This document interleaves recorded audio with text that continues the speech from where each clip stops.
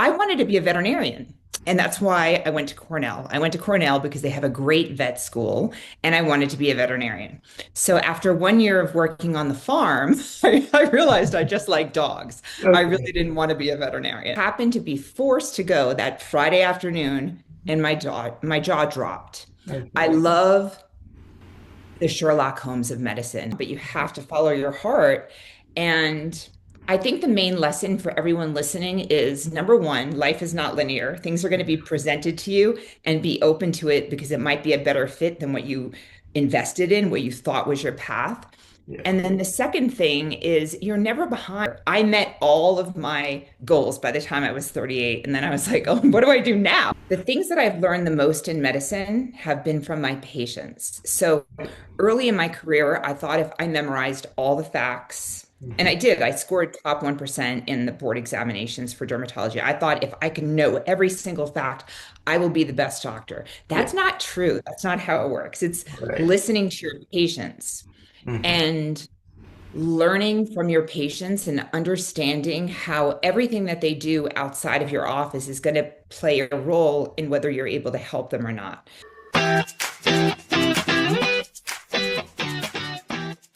Hey everyone, and welcome back to FutureMed Connect. I'm your host Atharva, and today I'm excited to be joined by Dr. Jennifer Haley, a board-certified dermatologist, entrepreneur, and funny enough, a fellow podcast host. So I guess today I'll be the one asking the questions. Today, we're going to talk about her journey into dermatology, what the field is really like behind the scenes, and what advice she has for students interested in pursuing a career in medicine. Dr. Haley, thank you so much for joining me today. You're welcome. It's my pleasure. Thanks for having me, Atharva. I hope I can give some valuable information to your listeners today. Yes, definitely. The first question that I have, if we were to start from the beginning, what first got you interested in medicine growing up? What did you, or when did you realize dermatology was the right specialty for you? Right. So life is not a straight line. Life is not linear. And I know when you're your age, you think you have to have all of these decisions made and you need to know and you need to be on the right path or you're going to be behind. Yeah. So that's how I felt, at least. I felt I put a lot of pressure on myself. I, like you, did not have parents who were physicians. I actually grew up in a very working class neighborhood in the inner city in New York.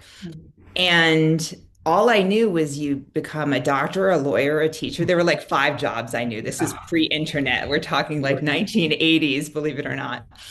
So I wanted to be a veterinarian. And that's why I went to Cornell. I went to Cornell because they have a great vet school and I wanted to be a veterinarian. So after 1 year of working on the farm, I realized I just like dogs. I Okay. really didn't want to be a veterinarian. Yeah. So then at that point, I said, you know what? I think I'll switch to medicine. I've always had a deep desire to help people. Right. And I just want to nurture and care. And I think most of us in the medical world, we want to take care of people. We're natural healers. And the way society has it, it defines us as go in this direction of Yeah. being a doctor if you want to be a healer. Now, later in my career, now that I'm in my mid 50s, I understand there's many ways to be a healer, Right. but I digress. So I switched to pre-med already now in my sophomore year of college, thinking I'm way behind. Really not. Yeah. And I wanted to be a pediatrician now, right? So Yeah. I go and I finish med college. I go to medical school. I'm the president of the Pediatric Society, gung ho pediatrics, everything pediatrics. Anyone has a question, they go to me in the medical school. And one day I go into pediatrics in the afternoon. They said, you need to do a specialty clinic. Right. And I said, well, what are the choices? And they said, cardiology or dermatology. I don't like cardiology. I don't know how to read an EKG. I never could read one, to be honest with you, and just not into it. Yeah. It's not the way my brain thinks. Yeah. So I said, I'll do dermatology. It's easy. It's not even like it's a real doctor. Right. So I go to the clinic, and just for everybody listening here, you can become a physician, can become a family practice doctor, internal medicine doctor, a surgeon, and not do 1 day of dermatology. It's an elective in medical school. It's not anything people go through unless they choose it. So I happened to be forced to go that Friday afternoon, and my jaw dropped. I Okay. love the Sherlock Holmes of medicine. I love taking clues that you see about a person through questions and histories or physical examination and the art of medicine of figuring things out. And Okay. dermatology was that. I Hmm. can look at someone's skin and tell what was going on inside of their body without even poking them or hurting them or doing lots of expensive tests. Yeah. And there is also was a balance for me, which I really liked. I liked the balance of seeing all ages, both men and women, doing procedures. It was the beginning of the laser era in the early 90s, and I could see never getting bored. There was a lot of progression in it. Yeah. There was just a lot of balance for me not to ever get bored. So then I disappointed a lot of people who were mentoring me all along, but you have to follow your heart. And I think the main lesson for everyone listening is number one, life is not linear. Things are going to be presented to you and be open to it because it might be a better fit than what you invested in, what you thought was your path.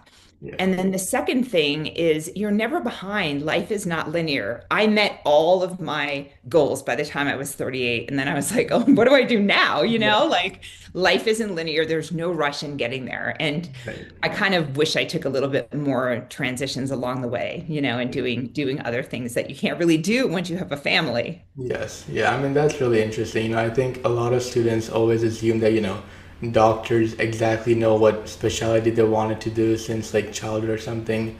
But it's not always like that. So it's really nice to hear how your journey evolved, from vet to pediatrician to finally becoming a dermatologist. Yeah, I also like the rhythm of it. So when I was in college, one summer I came home and I was a valet parker. And there's Okay. different types of valet parking, right? Yeah. There's the types where you have a wedding, where you Mhm. have a big rush of people at the beginning of the day, and then you have a break for a couple hours, and then you have a big rush of people. I Right. didn't like that. I like the nightclubs where it was constantly like a constant rhythm Yeah. of Yeah. cars, of parking. And this kind of associates with the type of medicine I like. Yeah. So when you look at like anesthesiology or even OB, you have boredom or madness. And Yeah. I don't like that. I like a Yeah. constant rhythm. And Yeah. dermatology is that. We're in clinic all day. It's a constant rhythm.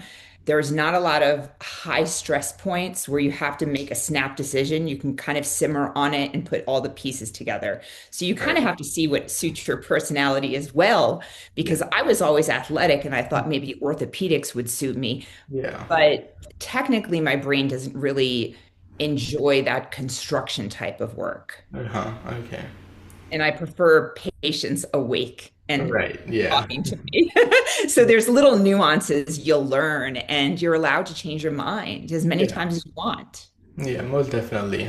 And so, you mentioned a bit about how when you were in college, you had that slight shift in your sophomore year. How exactly did your journey go, from how exactly is it to be a dermatologist, after college? What is the pathway like? And, if there was any advice that you would have given yourself, what would that be? Oh, I would have told myself to take a year off before I and enjoyed life and traveled a little bit, Yeah. especially through Europe, because I think the things that I've learned the most in medicine have been from my patients. So early in my career, I thought if I memorized all the facts, and Hmm. I did, I scored top 1% in the board examinations for dermatology. I thought if I can know every single fact, I will be the best doctor. Yeah. That's not true. That's not how it works. It's Right. listening to your patients Hmm. and learning from your patients and understanding how everything that they do outside of your office is going to play a role in whether you're able to help them or not. Yeah. Because you can't really do so much, you can only do as much as somebody allows you to do. Exactly. So I think, yeah, and I think things like traveling and things like working with other people and Right. having jobs where you're working as a team Hmm. allows you to bring in some tools that will make you a more successful physician. Right. Because if you're a really good student, It won't you have a necessarily. formula. Exactly. Yeah, Yeah. your formula is like if you study, you do well, you get a good score. In the real world, when you're managing a business, you can work really hard, but if the other people around you don't care, you don't accomplish anything. Yeah. So you have to learn people skills and EQ and other skills. Yeah. And I think I would recommend that people worry about that more. And then obviously you need to do the things to get into medical school, but I remember like it doesn't matter what you do undergraduate as long as you Yeah. meet the criteria to get into medical school. Then you get into medical school. But one of my first interviews was like, what happens when you don't get in? Right. And I said, I knew that most questions were just a test to see how I handled stress. Yeah. So, I said, well, I'll find out why and I'll change it and then I'll reapply because this is the only thing I'm going to do with my life. And I was like that intent on doing it. And Yeah. I think you just have to have that mindset if that's something you want to do, or maybe in your journey you find something else you like more. Yeah. I mean, even It's I. okay. Yeah. Because I even spoke to a doctor yesterday, and so she also mentioned that the real life experience matters so much more than just a textbook can teach you. Taking some time off, enjoying going to places, understanding that that's definitely really important. Um, Yeah. Enjoying the places and then learning from people, like right. learn from each other. And don't get so hung up on doing it the right way. Yeah. That was like a big thing for me. I couldn't stand when they had to like watch you with the patient early on. Like in medical school, they watch you do a physical examination, and it felt very unnatural for me. So it's more about um knowing that there's no right way to do this in the world, right? Yeah. Like there's no right way to podcast. Like some people say no words and they just let the people talk. Other people ask a lot of questions. There's no right way to Exactly. get there. Yeah. There's no right way, and the quickest way isn't always the best way. You'll realize as you get later in life that like all the little diversions along the way gave you skills that make you better at what you do today. Yeah. And There's a I plan. mean, right. So, before when you had that person watching you compared to now, how is it like to be a dermatologist? Take me throughout your day. How does it typically go like? Sure, it can go many ways, but Right. general dermatology basically is you're in clinic. Mhm. You typically don't spend the night overnight in the hospital. You usually don't even do call in the hospital. When I was attached to an academic center, the call was basically like meet me in the clinic at 8 o'clock in the morning the next day because anything Okay. emergent like a burn is going to go to a burn unit. It's not going to go Yeah. to a dermatologist. So there's not many urgent things. There's a couple of urgent things, but usually the hospitalist can stabilize people Yeah. until you get there for more long-term care. So dermatology is usually not an acute kind of situation. Mhm. My daily day, usually I have my own practice, so I do it the way I want. I start at 8 o'clock. I see about 5 people per hour. Mhm. I double book on the hour. So every 15 minutes, 10 to 15 minutes, I see someone and I can see them for anything from hair loss to acne to skin cancer to cosmetic procedures. Right. It's the whole variety of what I want to do. Nails, hair, and skin. Mhm. There's over 2,000 diagnoses on the skin. If you Right. look at social media, you're seeing all the creams and the aesthetic stuff, but there's really many, many diseases in the skin from many different causes, and that's what we're the experts in. So that's what we do. And then I do surgery a couple days a week, and that's primarily removing skin cancers, also some cysts, lipomas, things like that. Right. Okay. And you mentioned this a bit before, but I think I have to ask this. Do dermatologists secretly, notice everyone's skin the moment they meet them, or is that just kind of like an assumption? Because you mentioned just by looking at the skin, you can know the insides of it and everything. So is that something that you guys have? Yeah, I think so. I think it's really interesting. Like early in my career, I Right. would train myself to develop this aesthetic eye. So I'd be watching movies and say, what would I do to that actor's face to make them look better? Or, I would notice things with an effort behind them. But now I look at it naturally and I think everybody sees it that way. So, but it depends on if I have it switched on or not. Like Yeah. sometimes for me, I like where I am in my life, I see the energy around a person more. Right. Okay. then I notice like I might not even notice their acne, or sometimes Yeah. I don't even notice their skin tone, in the Right. natural setting. But I have been in yoga where I've been in down dog and I notice a mole and I tell someone afterwards, like, you need to get that checked, or on the train or somewhere. Only if I think it's melanoma do I really Yeah. start the conversations, because I don't like to tell people I'm a dermatologist. Everyone wants to come over to you. You're the most popular person at the party when you tell them Exactly. you're a dermatologist. But it's rewarding because when you do something for someone, they could visibly see it. Yeah. Whereas if you're treating blood pressure, they don't appreciate the fact that you prevented them from having a stroke 10 years earlier. So Right. it's a very gratifying specialty. It's also very exhausting because sometimes with the insurance models, you're seeing 50 to 60 people a day. I don't do that, but I do have friends that do that and they get very burnt out, Right. Okay. which is Um, why you need to learn how to run a business if you're going to be a exactly. doctor. Yeah. I even spoke to my first pediatrician. He told me that even being a doctor, you should take some finance classes, understand the, how money works and stuff like that, because that's always going to be important, no matter what you do. And, Mhm. that's, I mean, the first thing he told me about. So that's really nice to see how you both are, Money mentioning. is energy. Yeah. Money is energy, and we give the energy for things we appreciate. And a lot of doctors and people in the health profession feel guilty for Hmm. the business side of medicine, but you really can't, because if you can't run a successful business, you will not be in business. You won't be able to provide those services to the patients, and your staff won't have a job. So Right. it is a business. And what has happened is, because doctors are not typically very good business people, Yeah. private equity has taken over the space. Hmm. So it's something we really just need to be aware of and advocate for Yeah. yourself. It's it's Most it's definitely. shifted. Yeah. So. Yeah, I mean, that's really interesting take on that, and also, like you mentioned before, right, before going to dermatology, you were like, oh, that's not even a real doctor, social media has this kind of take on it that, it's just cream, just cosmetic products, What is something about this specialty that, many people might not actually realize? Yeah. So, I mean, I can look at someone's skin and tell if they're diabetic because the skin has certain changes.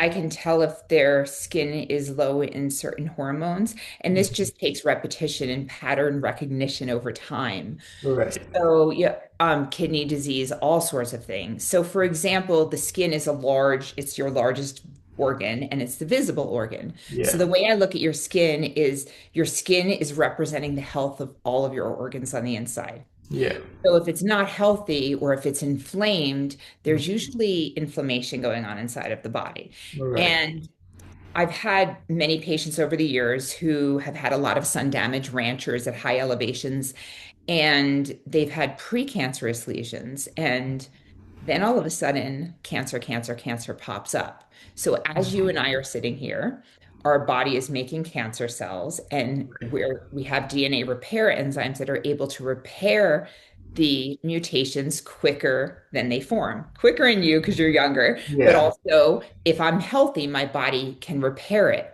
But what happens is if you have a cancer or some sort of an other disease, your Right. immune system doesn't have the ability to repair precancerous stuff. So the sunlight now causes cancers in you quicker. Yeah. And by noticing that and by being aware that, like, okay, this person that I've seen for 2 years is now getting a lot of cancers, what else is going on inside of their body that they can't correct those mutations on their skin, and they're getting a lot of skin cancers. Right. And then what I'll do is I'll usually do an array of some tests, Yeah. and from like a colonoscopy where we check for colon cancer to some blood tests where I could find lymphoma or leukemia and kidney failure. I'm able to diagnose other more severe diseases at an earlier stage by having the awareness of how those diseases can affect the skin.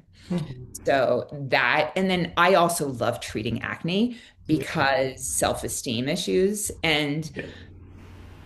I'd love to say we don't live in a superficial world, and I would love to say that we could see each other for the kindness and the beautiful energy that we have, but we also live in this a little bit of a materialistic world. So I don't want people to ever change who they are, but we want to maximize who they are, right? Like you've Yeah. got this cool hairstyle, right? That signifies your energy, your Yeah. personality. And, some people do it with clothing, some people do it with makeup. And I just find that acne and some like birthmarks or other things might get in the way of people having the confidence Right. to meet their true potential. So Yeah. I like to have the ability to help them clear the skin or do whatever can I can do to help boost their self-esteem so they can Mhm. reach their full potential. That's really valuable to me. Right. Yeah, I mean, personally, I would have never thought about that. It goes from as big as, cancer, stuff like that, to, small things like acne, So dermatology really does encompass a lot. It's not just surface level stuff. There's a lot of deeper meaning, not maybe not meaning, but, deeper reasons to why that actually occurs. And I think that's not what many people realize about that. Yeah, definitely. And even when it comes to eczema or psoriasis, it's the way your body like intercalates or let me say it in a better word. It's the way your body interacts with Okay. the outside world, Mm. whether it's the plastics that mess up your endocrine system or Mhm. different types of toxins or chemicals in the environment. Our Yeah. skin is the first barrier to protect us. And your immune system can show off in different ways, whether it's psoriasis or eczema. So it's a clue as to like what is affecting you on the Yeah. outside. That's why time and conversations with people really matter. Yeah, that is true. And you've mentioned about, treating the acne, making the people feel better. Those are some of the highs in your career. What would you say are some challenges, that people often don't talk about? Yeah, so I would say one of the biggest challenges in the clinic is somebody has saved up a whole lifetime of stuff and they expect it to get fixed in 15 minutes. Yeah. That's just not doable. Right. The and typically I'll tell them like, I know it took you months to get here for this appointment, but Yeah. you're in the family now and we will slowly help you with everything. Exactly. I'd really say that the I love my patients. I think the patients are wonderful. And a lot of times in dermatology, people just want to know it's not cancerous or it's not contagious. We have these long words like pityriasis lichenoides et varioliformis acuta, like all these long Latin words that are basically descriptions Mm-hmm. of the disease that we're seeing because we don't always know what causes it. But the nice thing is we have a lot of really good treatments. So even if we don't know the cause, we know how to treat it often. Exactly. And a lot of times it's the immune system responding to something. But I have the biggest problem with insurance companies. I don't really care for the Exactly. insurance model Yeah. because you get paid by doing procedures and not by spending time with people. Right. So it's a little kind of skewed. So I would love to see a world where we had one payer or like a Yeah. single payment for each procedure or direct pay where people just pay out of pocket, if they could afford to do so. And I think it would lower the cost as well, especially for these kind of services. Yeah. I don't love treating nails. I think I don't have the patience for nails and hair as much as I would like. I get so much more gratification out of other things. Yeah. I think for me, what frustrates me is when people think I'm an esthetician and I have to explain, like, no, Yeah. nothing wrong with estheticians. Estheticians are a vital part Yeah. of of aesthetic Yeah. dermatology, and they're needed for some things, but they're not a doctor. So we are physicians, Mm-hmm. and like cosmetics is a very small portion of what we do. And I mean, hair and nails, are they also part of dermatology? Or Yep, hair, nails, and skin. okay, Yep. that's really cool. And there's entire books written on hair loss. So there's not just one type of hair loss. Yeah. I mean, it takes an hour to go through an appointment for hair loss to do an Exactly. accurate job. Yeah. Yeah. For students watching this, who are interested in dermatology, what are some things you recommend? Maybe like some shadowing, some volunteering, to get a feel for this kind of field. Yeah, I mean, I think you really just I don't think you need to make a decision now as far as what specialty you want to do. I think the most important thing is to, work hard, become a kind person that doesn't just look out for yourself, right? Like it's really important to learn to work in a team kind of situation. And Yeah. I'm speaking from personal experience because I was just like very cutthroat early on in my career and I had to learn the skills of collaboration. Yeah. Just worry about getting into medical school. And then when you're in medical school, your third and fourth year of medical school, you're doing rotations. So at that time, do rotations in different specialties. Ophthalmology is another one where you don't have any training unless you do an elective. So I chose to do electives in ophthalmology, dermatology, different areas just to see, like even if I wasn't going to do that, what kind of patients do I refer to that specialty, right? Exactly. Yeah. So I would just worry about getting into medical school.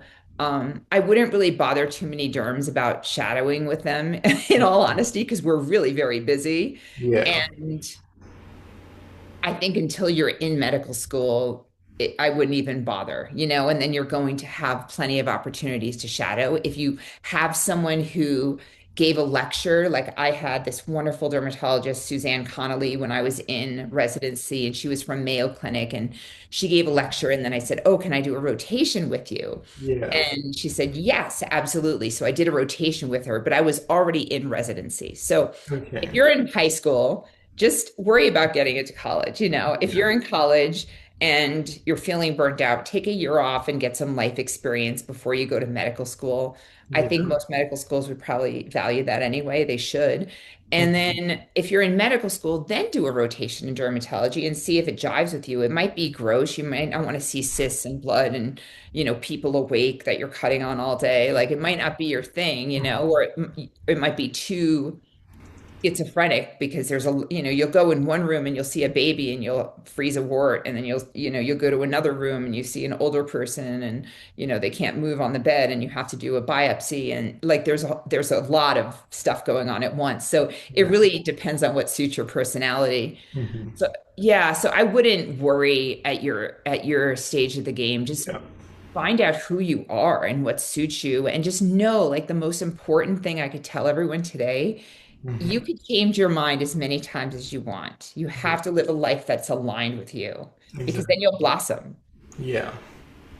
I think that's really the nice part about healthcare. There's always so many different opportunities for you to change, experience stuff. It's never just once you're on it, you have to go to there. If you don't like it, there's always things that you can change about it. And I think that's the nice thing about healthcare. Yeah. The other thing is if you are in medical school, Hmm. when you get to third year, it gets really hard. Although I don't think it's Yeah. as hard anymore because you don't have to do like 118-hour weeks, but Yeah. it's still hard and demoralizing and you might want to quit, but just make sure you finish up and you get that MD. And then Yeah. it's harder than you think, but once you're in it, finish it. Just finish Exactly. it. And you can do it. You can do it. Mhm.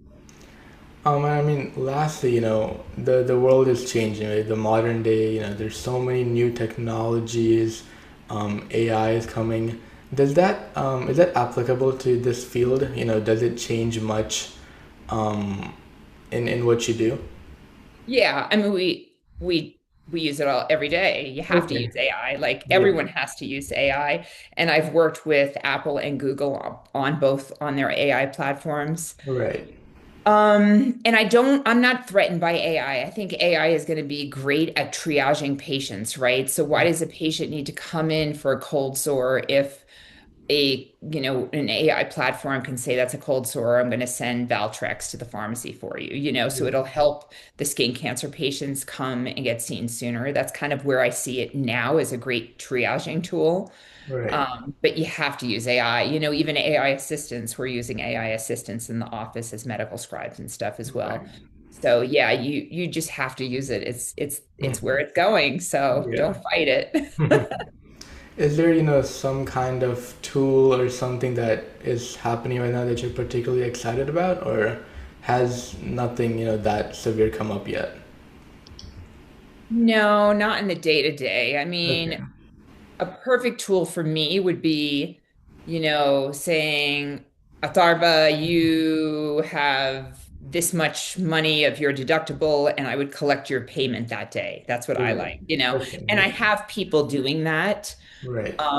as opposed to going home, waiting a month and a half and getting a bill in the mail for some uncertain amount you never knew. So I Right. think we need to have more streamlining of like people expecting to pay their bill at the time of the visit, and also a way to do that accurately, without me having to have two extra employees to do and still have inaccuracies. Because the way healthcare is, I don't know if a lot of the listeners are aware, it's really bizarre. So imagine you're at Target Yeah. and you buy toothpaste, and I buy toothpaste, the same toothpaste. We both get Tom's of Maine toothpaste, Okay. and you check out, and the checkout person goes bye, and you leave, and you get a bill in a month and a half, and your bill is $700 and my bill is $7. Like that's how healthcare works. Right. And that's really, and you had the same thing. So I could do a biopsy on seven people and there's different payments for each person. Right. So that needs to be fixed. But I mean, that's not going to be fixed as long as insurance companies are making it confusing so they make money. Exactly. So that's Yeah. clearly the biggest issue I have. Right. Yeah. No, I've actually heard this take from an infectious disease doctor. He was explaining to me how, even as doctors, the insurance, how they work is really confusing to them as well, They have Totally. their own separate ways of deducting and stuff, and it's really crazy. It's so crazy. Yeah, it's so crazy. And the reason why you might see a bill charge, like the doctor charging you $700, because one insurance might pay 700. So if he only Exactly. asks for $7, then he'll only get $7, even though they're willing to pay 700. So you have all these contracts and agreements, and you just have to be aware of it because, yeah, I mean, you don't want to leave any money on the table if the Exactly. insurance is willing to pay you, since the patients are paying for the insurance. That's why I think we just need to get rid of those insurance Yeah. companies. That's my own opinion, Yeah. but yeah, I mean, I don't see that getting fixed anytime soon just because of lobbying and politics and things like that and money. Um, but you guys, you do have to learn about that. I think the hardest thing at your phase is there's just so much information. Right. It's so overwhelming. Yeah. But all you could do, it's like, is it Lao Tzu or Buddha who says like 1,000-mile journey begins with a single step? Like, Yeah. just look at what's in front of you, deal Right. with what's in front of you, right? Like, okay, SATs. Yeah. MCATs, like, Exactly. okay, if I have an opportunity to volunteer, I think volunteering is always great. I was always a big Yeah. volunteer, but there's no formula to do anything correct. I mean, everyone I know in dermatology has gotten there through a different way. Right. Okay. Yeah, I mean, thank you so much, Dr. Haley, for sharing this with me, not just the medical side, but even the finance. Not many people in this healthcare field think about that. So, I'm really excited for our viewers to listen to your take. I'm sure they'll enjoy it. Listening your experiences and perspectives are really exciting. And thank you all for tuning in to another episode of FutureMed Connect. If you enjoyed this video, please be sure to share this with someone who's interested in a career. And thank you again for watching. I'll see you in the next episode. Good luck, everyone. Thank you.